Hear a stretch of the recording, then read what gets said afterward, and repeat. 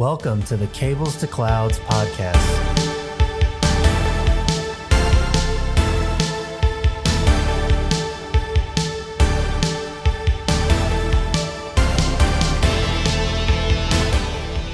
Cloud adoption is on the rise, and many network infrastructure professionals are being asked to adopt a hybrid approach. As individuals who have already started this journey, we would like to empower those professionals with the tools and the knowledge to bridge the gap. Hello, and welcome back to the Cables2Clouds podcast. My name is Alex Perkins, and today I'm joined with my two amazing co-hosts, Chris Miles and Tim McConaughey. Tim, how are you doing today? Doing pretty good, actually. Just finished the workday, sitting down, doing a recording of the podcast, finishing up a bunch of extra stuff. So I nothing crazy today, unfortunately. I'd love to tell you all about all the cool stuff I'm doing, but it's not that cool. So right, come on. Oh, I'm sorry. Here, you know what? I'm gonna let you make something up, Chris. What do you got going on? Hey, doing good. Yeah, nothing really. Well, I am going to play softball later, so I'm living out that middle-aged man dream of thinking I can still play baseball. Oh. So, yeah, I'm going to do that this weekend. Got the ice packs ready. Yeah, I know, yeah, right. I know. But, yeah, so how about you, Alex? How you doing? Yeah, good. Finishing up all those fun maintenances I've been doing. I had Friday night, Monday night, Tuesday night, Wednesday night. Today's the only break, and then tomorrow we got more. Do you have a bridge that you need to? Alex is the only one that's doing any work. I feel really. I mean, that's what it seems like. What'd you do today, Tim? I just sat around. I was drinking. Right, yeah, I went to play baseball. Just no big deal. Yeah. Oh man! All right, well, yeah, let's jump in. Today is going to be sort of like a roundtable discussion. Into just some of our insights into how your mindset might shift as you transition from a traditional network engineer into a more cloud-centric networking role. So, we're going to talk about what kind of things we brought with us, what kind of things we needed to learn or get up to speed with on the way, and things maybe we should have focused more on the start, right at the start of our journeys. So, kick it off with the first question. Tim, how did you have to shift your mindset from the on-prem networking to hybrid cloud networking? That's a good question. So, I mean, from a mindset shift perspective, it's such a funny question. How did your mindset shift, right? So I don't know. So let me think about that for a second. So when we talk about my mindset, maybe I should learn how to talk. When we talk about a mindset shift, I think we're talking about like, how did we have to just change how we're thinking about networking when we're moving from on-prem to the cloud? And for me, I think the biggest mindset shift was just from going from the focus being more on kind of like the user and like the single experience, either single app or kind of single user experience. And in the cloud, of course, you can have users with, like Azure Virtual Desktop or Amazon Workspaces or something like that. But even then, you're really taking care of apps, right? You're kind of shifting away from people and you're working. I think you're really starting to work more holistically on the app side of the house in the cloud. I think that was a big mindset, was to get away from individual VLANs, individual ports, and individual problems, right? And start working on like app level problems and specifically how the apps talk to each other. And I think that might be the biggest one I can think of, as far as a mindset shift. What about you, Chris? Yeah, I totally agree. I think kind of piggybacking on that, I think like, when you're in the cloud, it's still focused on, connectivity. If you're a network engineer, you're still focused on connectivity, providing let A talk to B, et cetera, right? But you kind of have to also frame it in the sense of why does your enterprise, why does your company move to the cloud in the first place?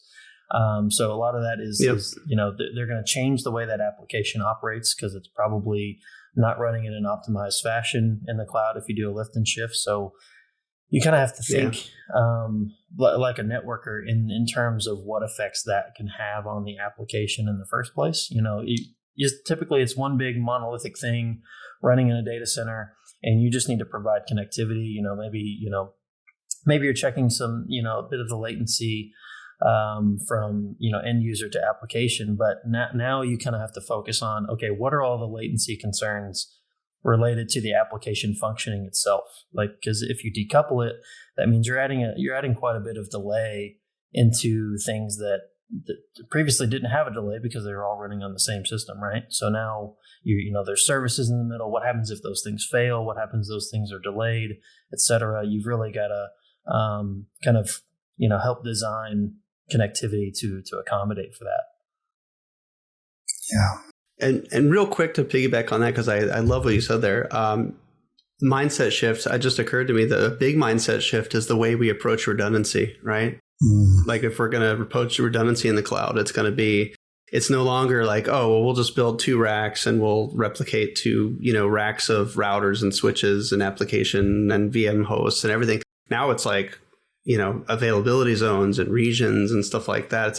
It's different, but it's kind of the same, but I still think it's different. I don't know. What do you think, Alex? Yeah, no, I mean, I fully agree with both of you guys. A lot of this is, like in Tim's words, you really have to be able to step back and look at application architecture holistically. Because, and Chris said this as well, decoupling applications, right? Everything's not so tightly coupled. A lot of things are more loosely coupled. Everybody's talking about containers and, different ways to package up their applications.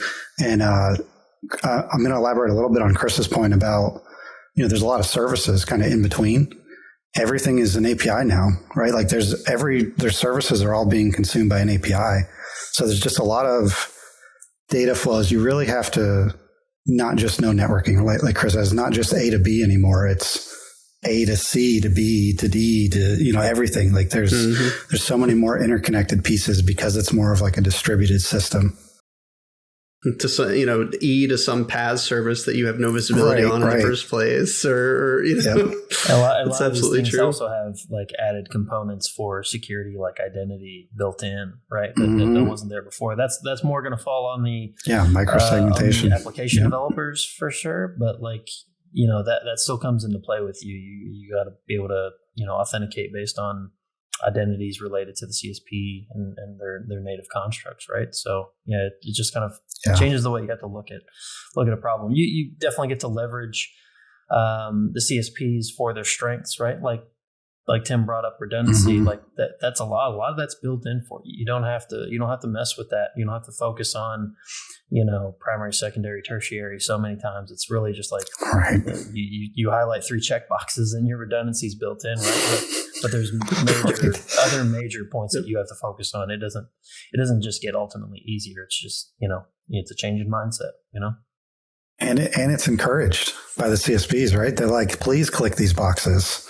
And you might not even know, right? That's you pay for them, right. Yeah. But you, I mean, that's to be honest though, you always paid for redundancy, right? Like if you build a second rack in your data center, you're still paying for redundancy. Right. Of course, then we get into the whole OpEx versus CapEx model of, you pay for redundancy once and then you depreciate it versus you're paying for redundancy as long as you're in the cloud. That's a whole other, it's a whole other thing. For sure. All right. What skills or mindset, since we're on that theme, what kind of things did you guys bring with you transitioning?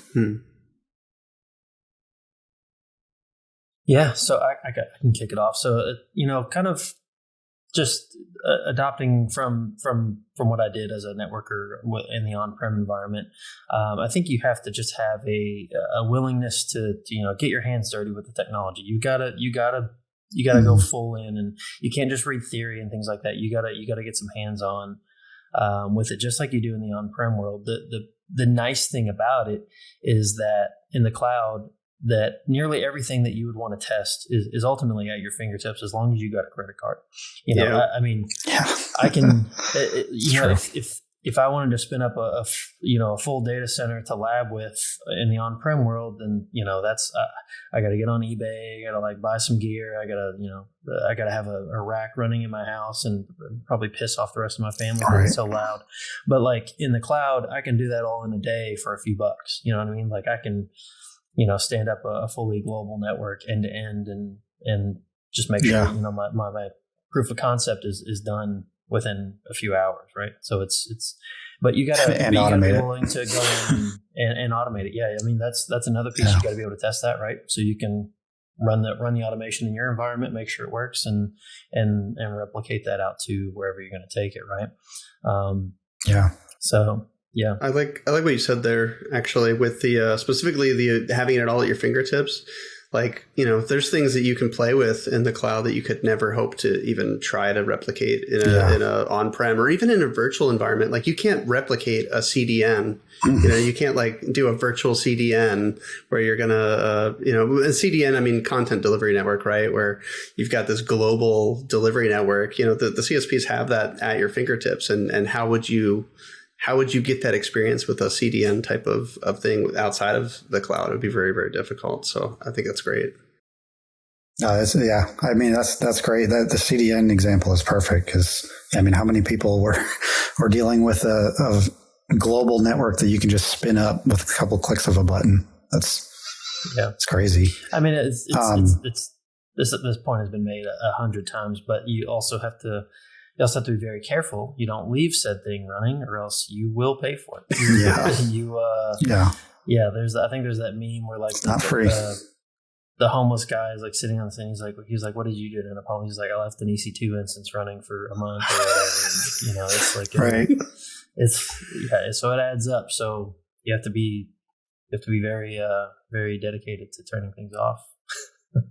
Right. That's the dark side of having everything at your fingertips, is that it's that easy. It's like the first hit's free. They'll get you going and they'll be happy to keep taking your money. Yeah, absolutely. Yeah, I think for me, I come from a much more like data center focused world.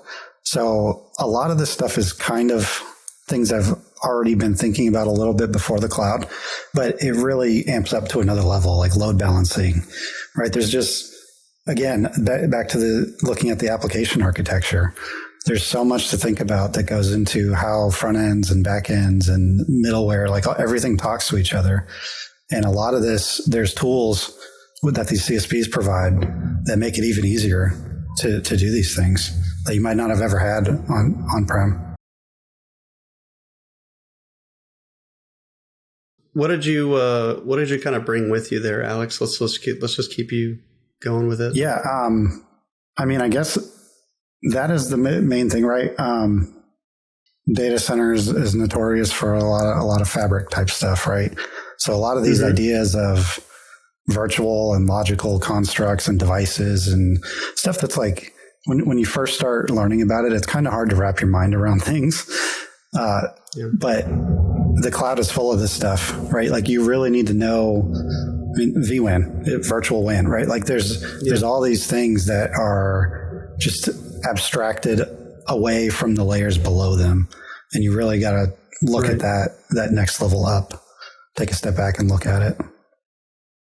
Yeah. I mean, we live in a world of overlays, right? It's just, building one thing on top of each other to solve a different problem, right? So it's like, I mean, even in the cloud, that's no different. Like if you can't get something to work exactly how you want to, build an overlay to add, get the routing and the traffic to transition the way you want to, whether that's using IPsec or GRE, wherever the CSP will permit you, it's supported, things like that. So so I feel like that's still very prevalent, but it's probably not the decision you should make every time, but it's definitely there. It's available to you. There's I got this mug from this other Discord server, and it says, infrastructure never goes away. It just gets layered. And I thought it's perfect, right? It's so true. Yeah. We don't rip out the pipes. Right. We just build new pipes on top of the old pipes, right? Yep. I remember Dave Smith from INE used to say, like, if you can't solve the problem with a GRE tunnel, you need to use more GRE tunnels. I don't know if you guys ever heard him say that. I believe it. But it's absolutely true, right? And you're right. We live in an overlay world, especially, and the CSP is just not one more overlay, but it's just like the enterprise or the place of overlays. Like you just don't even see the overlay. It's just part of the experience, right? And so you can build your own overlay on top of it, but the overlay itself is the experience, right? Okay, so from a what did you bring with you perspective for myself, for me, and I think you and I probably have a fairly similar answer, Chris, because when we're learning, one thing that studying for the CCIE will do for you is give you a really good methodology for studying and learning new things very quickly.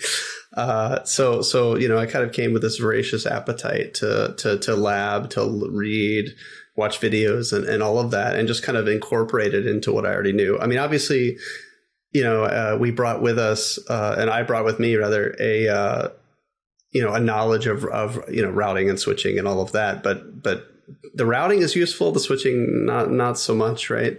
But yeah, I would I would definitely say the biggest thing I brought with me. Yes, exactly. Don't get me wrong. I'm fine to leave Spanning Tree in the trash heap of history. I long for that day. But no, if I had to pick like one thing that I would definitely brought with me, it's that mindset of being able to quickly learn something and just consume it and become good at it. Right. Okay. What about things you had to learn along the way? So, Chris, let's kick us off with this one. So I kind of had two things that really hit me. The one was, focused more on the technology side, and then another thing was more on because I work specifically in professional services, so I'm working a lot with specific customers, doing designs, things like that. So another one was more project based, but from a technology perspective, I felt like you have to learn to design and solve your issues within the grounds of what the CSP exposed to you, right? So like you don't get to tweak every nerd knob, use every protocol that you feel is best for the job, right? Like because that's always going to be subjective in the first place, right? What's best? It's like that same thing as like, right. Have you ever gone to an enterprise network where the guy or gal was studying for the CCIE? It's like, he obviously just added all this shit in to like lab with it and things like that, so you don't get to do every bit of that. And that's because I think that's ultimately because the CSPs aren't inheriting, 40 plus years of technical debt from customers. There's, they don't have to That's right. They don't have to run RIP or let you run RIP because they have some big customer that wants to run RIP. Like they don't have to do that. So, right. You gotta kind of work with that, right? You got to know how you're going to monitor things, and sometimes that can be a very huge pain, turning on flow logs and things like that. You don't get to see the level of detail that you can expect in the on-prem world sometimes. That is getting better for sure. But you've really got to work within the constructs of what they'll let you do, because you are doing it in someone else's playground, right? So, that was specifically for the technology piece. Now on the more project side of things, one thing that I did not expect that really like floored me was like in the cloud, like projects move fast. Like everything is like, like agile. Yeah. Yes, it's definitely adopting that approach, right? And large designs can be like fully put together, documented and implemented within a matter of weeks. Like you're not waiting on hardware procurement. You're not waiting on shipping. Ultimately, most of the time what you're waiting on is red tape, right? It's like, some people, or some enterprises have a very heightened level of cloud maturity, right? So like they have very strict processes that they need to follow. And I'll be honest, that's the time when I'm twiddling my thumbs or something like that. But like everything else is like boom, boom, boom. It's quite amazing. I don't know if you guys have had the same experience, but yeah, it's wild. There's something to and I'll probably just keep saying this throughout the life of the podcast. There's something to the forced elegance kind of, that of designing networks for the cloud that means that you don't have to, end up in a screaming match between 3 or 4 engineers about the best way to implement, something. There's really going to be, if not a best way, because of course we know there's 100 ways to do it. Still, there's going to be ones that you're not going to get into an argument about whether OSPF or EIGRP is the right way to go, right? It's not going to get that granular.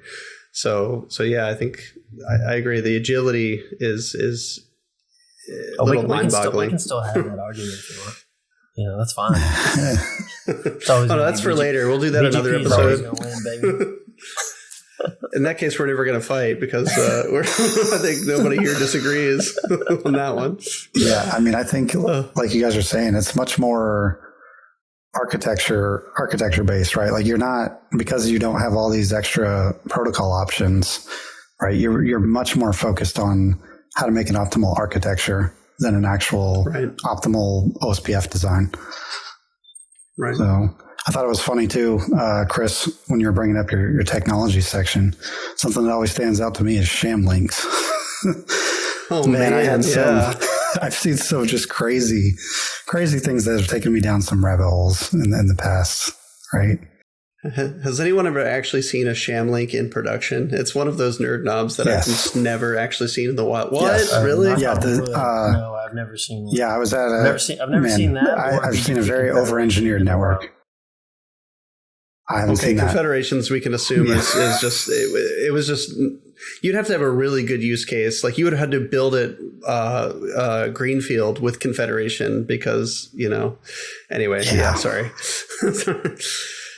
But yeah, no, sham links in the wild. I've never actually seen it. Yep. I learned it and I've never actually seen it. So, but anyway, yeah. So nerd knob wise, there's lots of those things that don't exist in the cloud. Like you said, Chris, there's no technical debt that we had to drag along with us to support, IGMP v1 and like all these ancient protocols and design options that really aren't really good design options, except for the one corner case they're built for, that kind of stuff. Right. Right. And that's not really even a stab at the on-prem vendors. It's just they no, it is what it is. Problems, right? It is what it is. They probably have some enormous Fortune 500 company that needs this feature and it's got to go in, Right. They can't get rid of that business. Right. So it is what it is, but it benefits us. When I worked at Cisco, man, that's all you saw. You see it a lot, actually. And I'm saying Cisco because I worked at Cisco, but I absolutely know this is every vendor, right? So it's like one of those things where, for example, IGMP v2 is still the default on all Cisco devices because think about the implications if they were ever to change it, right? It's because the config would drop out. The config, and the new default would be like, say, v3, and then all those configs that are in the wild and out there and on those devices would brick essentially because the default would change. So I see the challenge, right? It's a huge challenge. Yep. It's probably why VTP is still out there. VTP for life. Oh man. I liked VTP when I first learned about it. I was like, that's actually a really cool idea. Those people. Yeah. Version 3 was not that bad. They fixed all the problems. Version 3 was not that bad. Oh man. Oh, so I didn't answer this. I just realized I didn't answer this either. So what did I learn along the way? I actually for me, it was more like unlearning. I don't know if you guys ran into this at all. It was almost like you had to learn to let go, right? Because you go in, I went in looking for that level of granularity, that level of control to build these networks. And, they're not there. And so you almost panic a little bit like, hey, what am I going to do? I'm going to make sure that this works. Right. And so for me, it was learning to let go actually was the hardest thing, was to unlearn that. So that was for me.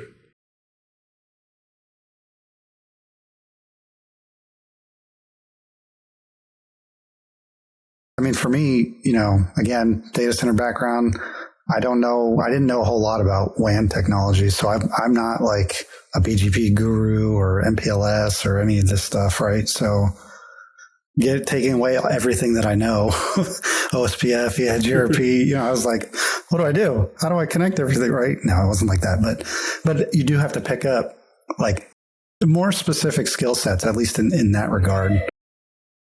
WAN technologies definitely help a lot. Yeah. Don't worry. We'll teach you MPLS, man. We got you. Although. Yes, for all the times you're going to need MPLS in the cloud. We'll go ahead and help you out. Oh, man. No, but so kind of, piggyback on what Tim said too, like as much as you had to unlearn, it was just like, because we've gone through so amount of detail with routing and switching over the last 10 years of my career type thing. Like it's ingrained in my mind, and there was a lot that I had to take out. Like look, in the on-prem world, that this particular behavior had to exist because of this RFC and this yada yada. But things, I said, it's not your playground anymore. Like you're playing on someone else's terms, right? Like they get to call the shots on how things operate. Obviously, they want the bar of entry to be relatively low, so they try to make it's going to be pretty like for like in most cases. But just to call out an example, one thing I had to unlearn kind of is every NIC that exists in the environment basically has its own routing table. It's associated with everything is egress based. Just because there's no shared routing tables ultimately whenever you're doing inter VPC or inter VNet traffic, right? So it's you always have to focus on the routing perspective from the device, and that was a very big the hard thing for me to grasp for the longest time. I don't know why, but I remember I was first really cloud-based project I was ever on. It's I was doing the on-prem stuff, the SD-WAN piece, and we had an Azure platform architect doing all that, and he would explain things to me, and I was like, why is that even a problem? It's I'm advertising you the routes, everything's there, and he's like, no, it doesn't. Right. It doesn't work like that. Yeah. So it was propagation and all this shit like that. So yeah, that was a big big shift for me. Don't forget to propagate the routes. The packet walk, right? What's the most common interview question for a traditional network engineer, right? Tell me the packet walk. Yep. Turn on the computer. What happens? Yeah. I always like to get insanely specific. That's true. With those questions just to waste people's time. So the electricity goes through the wire. Ones and zeros. Right. Yeah. Are you using 120 or 240? Right. I don't know what that is.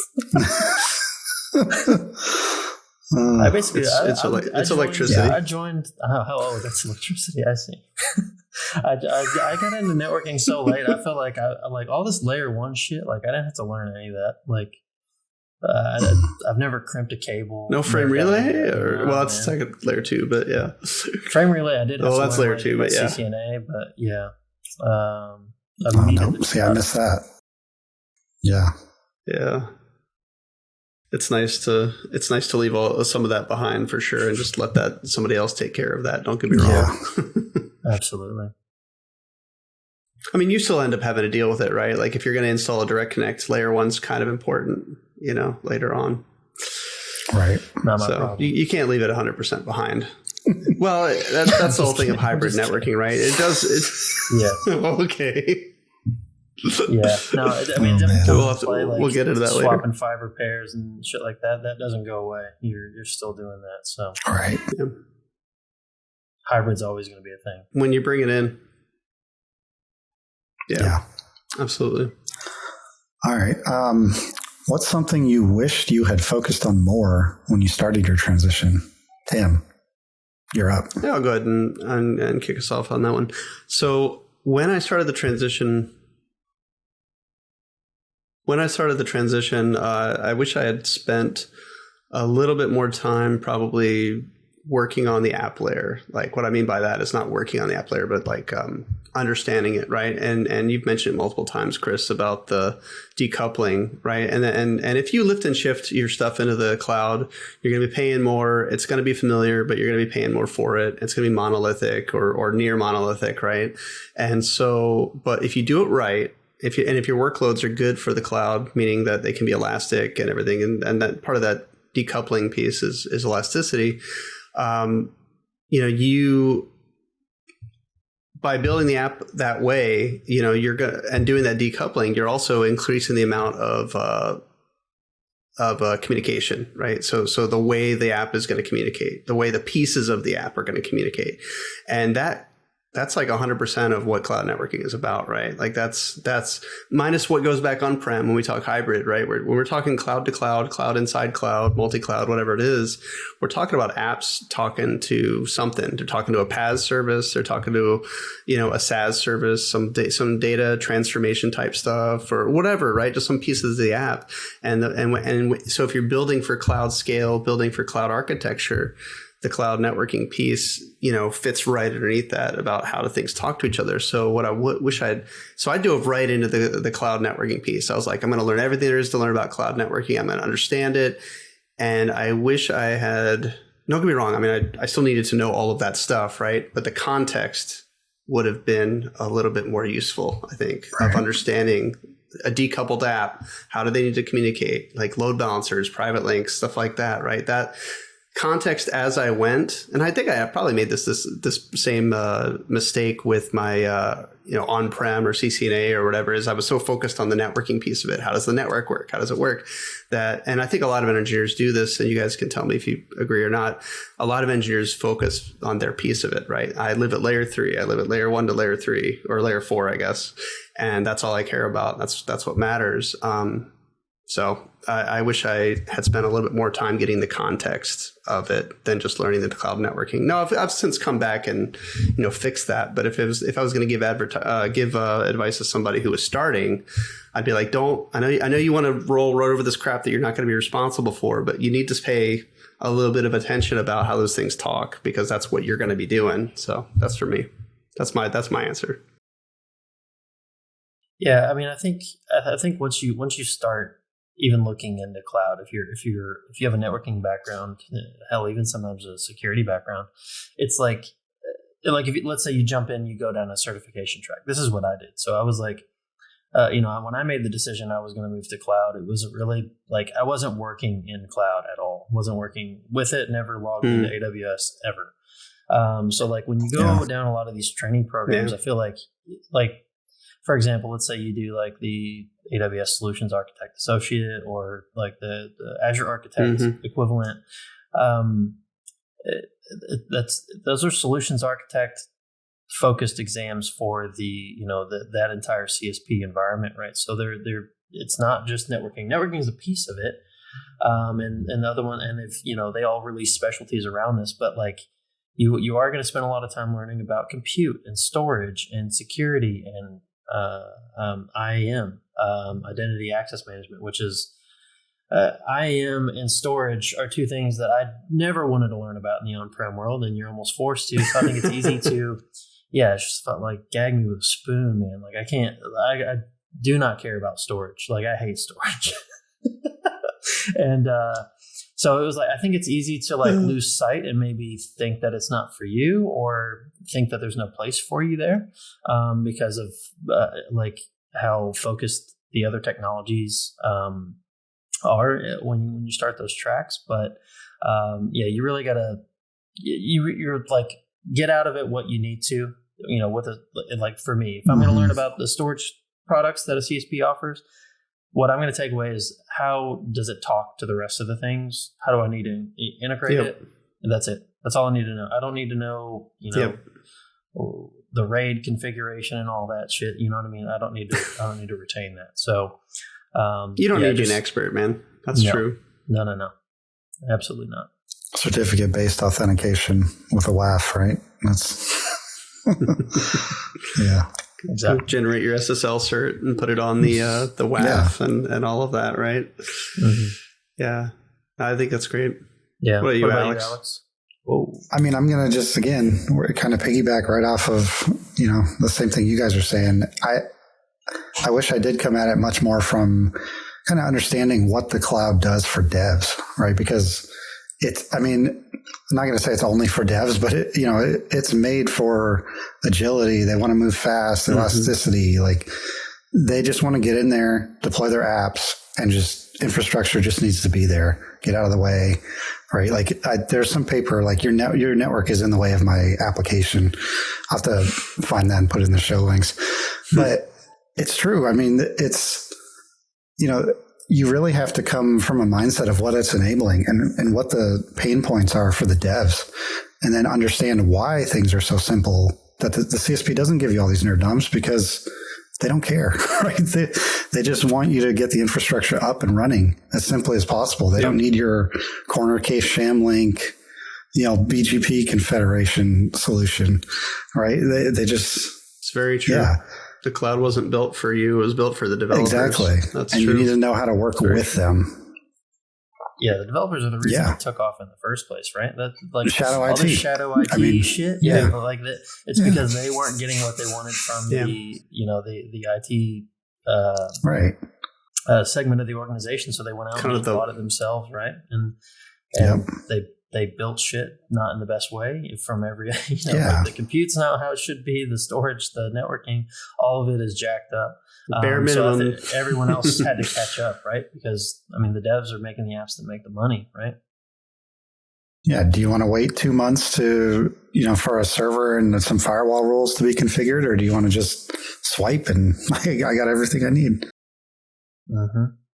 There's a hard to swallow pill I hand out probably more than I should, but there's no, anyway, what I like to say is that basically, for especially to network engineers that have that love to gold plate and like build these super complex designs, I like to say like, look, man, I don't know how to tell you this, but the hard to swallow pill is that if the business could get by without you, they would, right? Like they don't care about your elegant design. They don't care about, you don't care about all the redundancy you built in, except as far as how it enables devs to build apps that generate revenue. Right.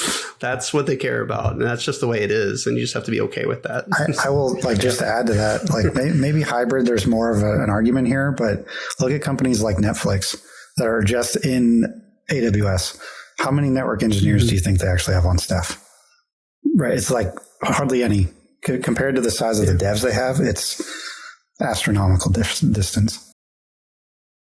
Yeah, it's just the way it is. The same as on-prem, right? If networking is not the business, you don't get the glory, right? You're just you're a cost center.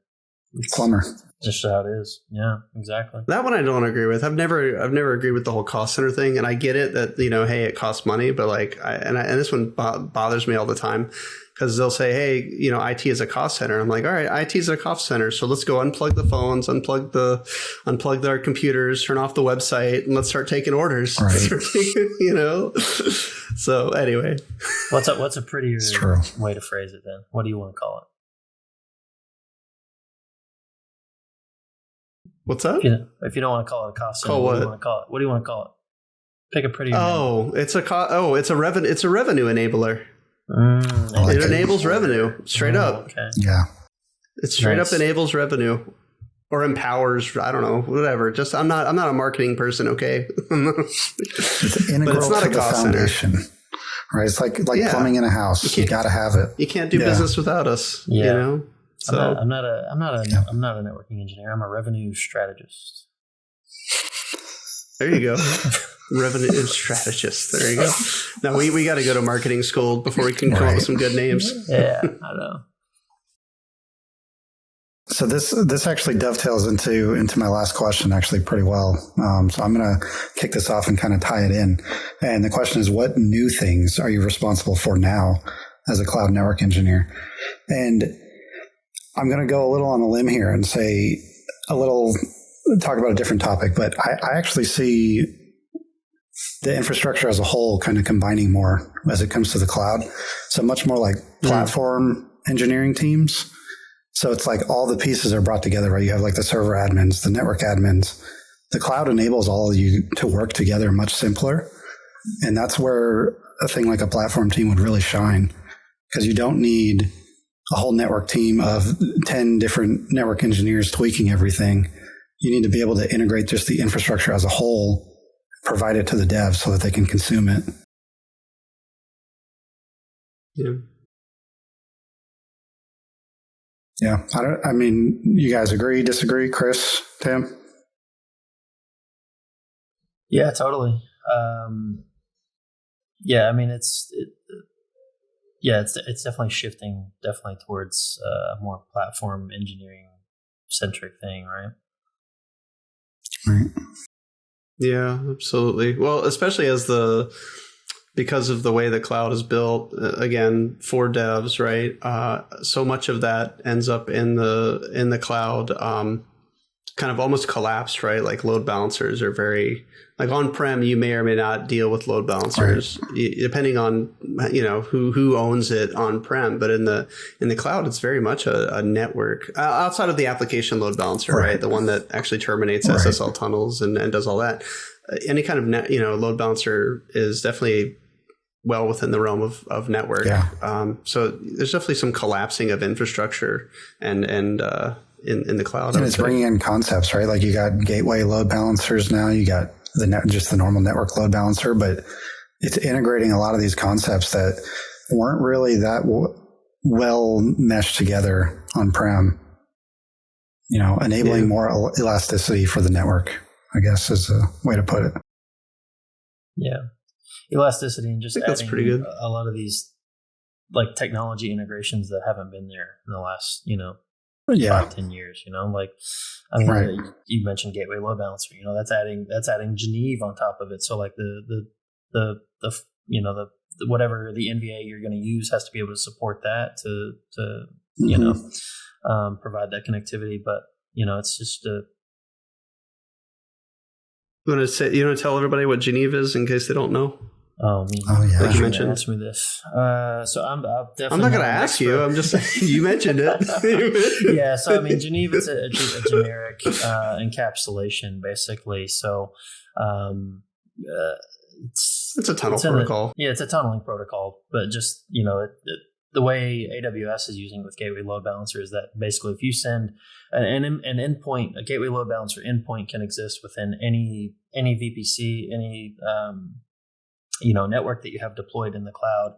Anything sent to the endpoint is basically encapsulated in Geneve, sent through the load balancer to an NVA appliance. An NVA, like a network virtual appliance, could be a firewall. Usually, it's going to be some kind of firewall or IPS type thing. Just that bump in the wire type behavior that you have on prem. That's what they're looking to accomplish with that. So that was huge when that launched, and I feel like. They're adding more and more things every day. I feel like I see a lot more IPv6 related news lately. So that's another thing that's getting added. So, agreed. Yeah. No, I mean, gateway load balancers are great. Actually, a great example, right? Like that doesn't exist and probably didn't even really need to exist on-prem because of the way that it's built on the CSP is built on top of a fabric. Right. You don't really have that unless you had something like, I guess, and maybe they did have something similar, Alex, with like ACI. Yeah, like service policy. Something similar to that? Yeah, policy-based service chaining. There's all kinds of integrations like that. It is a service chain. Yeah. It is. A gateway load balancer is a service chain. So that's... And we'll get into that, right? We're not going to cover that on this episode. We've got lots of episodes planned where we're going to get into hey, how does it work on-prem and how does it work in the cloud and stuff. So don't want to get too far ahead of ourselves. But just pointing out what you mentioned about the collapse of infrastructure and kind of new infrastructure that's kind of come into the cloud. It's definitely interesting. Yeah. That's new stuff to be responsible for. Yeah, absolutely. Absolutely. All right. You got any other points? I'll go next. Yeah. Okay. So I wanted to kind of hone back to a previous point I made. So like, if we're talking about what new things are you responsible for, and I mentioned this earlier, but like an enterprise's cloud maturity really kind of governs this. But like, some are very strict, have a lot of oversight that, you got to follow these very, closely documented procedures to deploy a VM in this account, et cetera. Some are flying by the seat of their pants, man. Some are just, Some are just spinning shit up the same day. They're deploying to prod on a Wednesday morning. It's like you have both ends of it. Or things are very, very rigorous, or things are very loose. And I think as a network engineer, you kind of need to understand that that's potentially how the business is going to operate, right? It's going to want speed, and you need to kind of enable yourself to accommodate that kind of speed. You got to be able to automate shit. You know what I mean?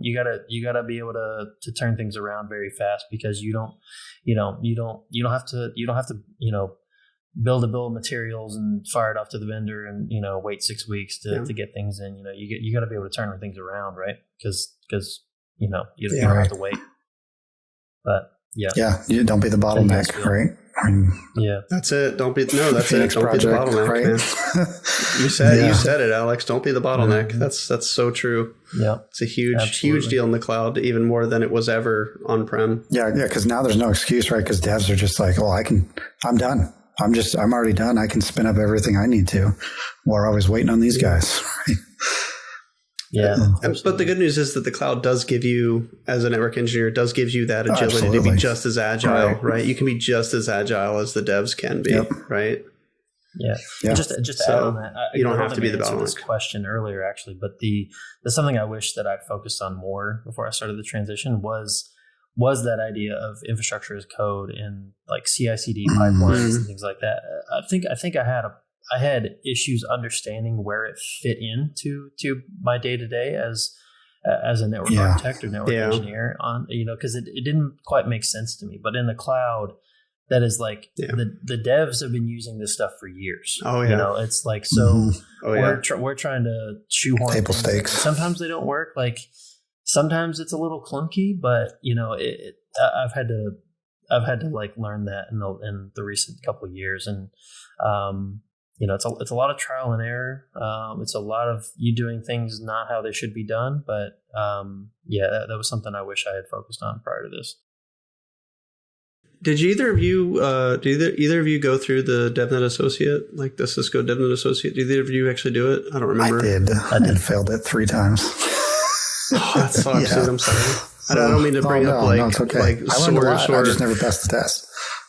Okay, but the thing is, you actually might understand what I'm talking about then when I say that actually the problem that I had with IAC from a traditional networking perspective was that I felt like the IAC was like light years ahead of the actual like ability to execute and do IAC like with the gear. You know what I mean? Like the gear, again, we're dragging around 30 years of technical debt and trying to bring these IAC principles, and it's tough.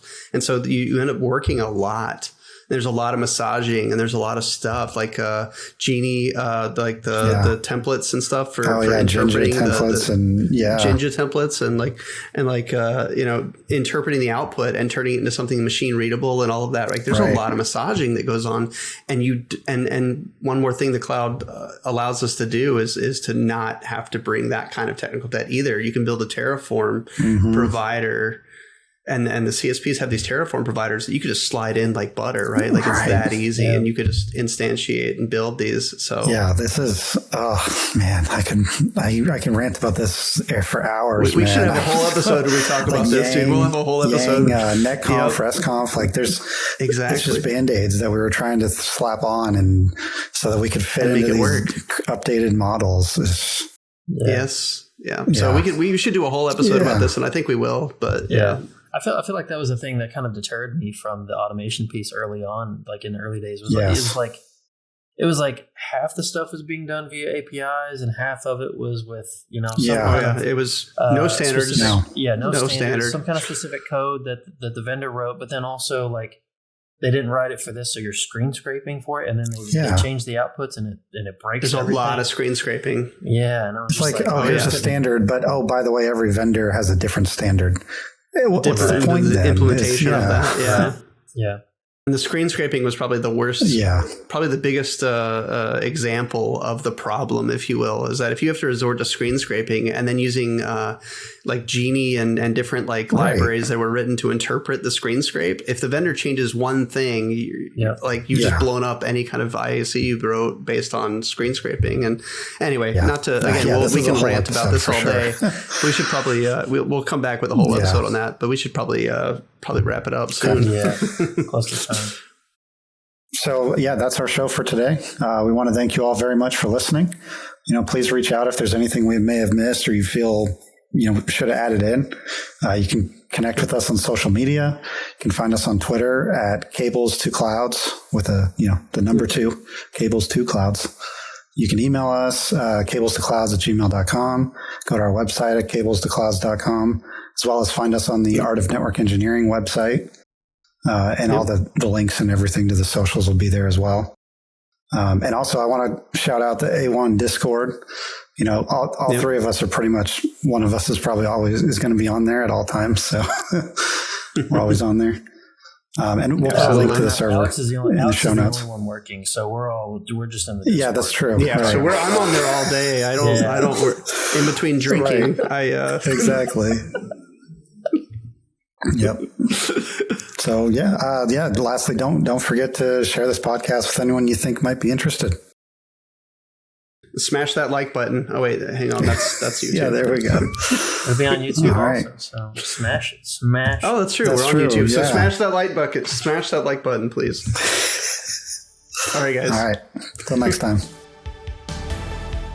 Hi, everyone. It's Alex, and this has been the Cables to Clouds podcast. Thanks for tuning in today. If you enjoyed our show, please subscribe to us in your favorite podcatcher, as well as subscribe and turn on notifications for our YouTube channel to be notified of all of our new episodes. Follow us on socials at Cables2Clouds. You can also visit our website for all of the show notes at cables2clouds.com. Thanks again for listening, and see you next time.